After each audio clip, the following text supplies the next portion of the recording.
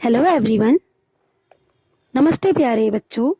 मैं श्रीमती ज्योति सराफ, शिक्षिका जांजगीर चांपा, राज्य छत्तीसगढ़, कक्षा 11वीं, विषय व्यवसाय अध्ययन के अंतर्गत निजी क्षेत्र के उपक्रम एवं सार्वजनिक क्षेत्र के उपक्रम के बारे में बताऊंगी। निजी क्षेत्र के उपक्रम, जिन्हें प्राइवेट सेक्टर इंटरप्राइजेस कहा जाता है। निजी अथवा गैर सरकारी उपक्रम वे होते हैं जिनकी स्थापना एवं संचालन सरकार के द्वारा न होकर निजी व्यक्तियों के द्वारा की जाती है।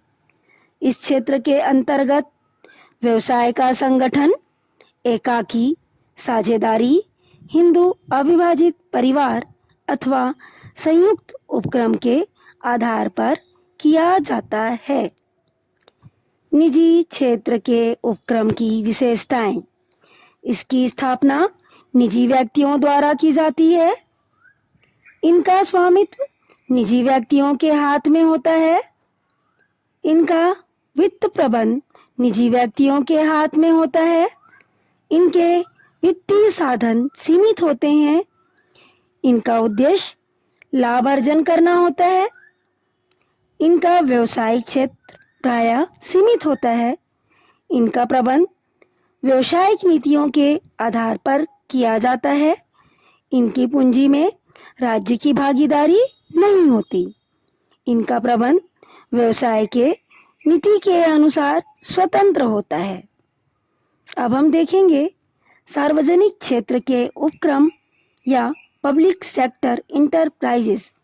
सार्वजनिक क्षेत्र के उपक्रम व्यवसाय का ऐसा रूप है जो सरकार द्वारा किसी विशेष उद्देश्य की प्राप्ति हेतु स्थापित किया जाता है, प्रबंध तथा नियंत्रित किया जाता है तथा संचालित किया जाता है। सार्वजनिक उपक्रम को भी निजी उपक्रम की भांति गैर निर्गमित या निगमित श्रेणियों में बांटा जा सकता है।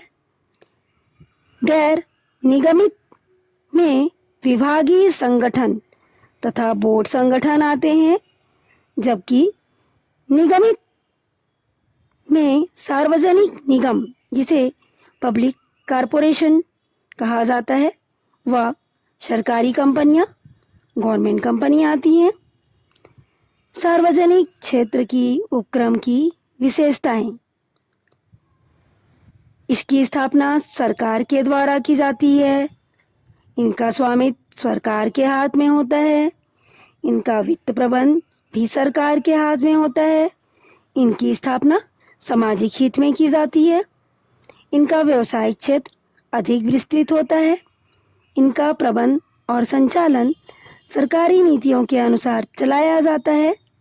ये आम जनता के प्रति जवाबदेह होते हैं।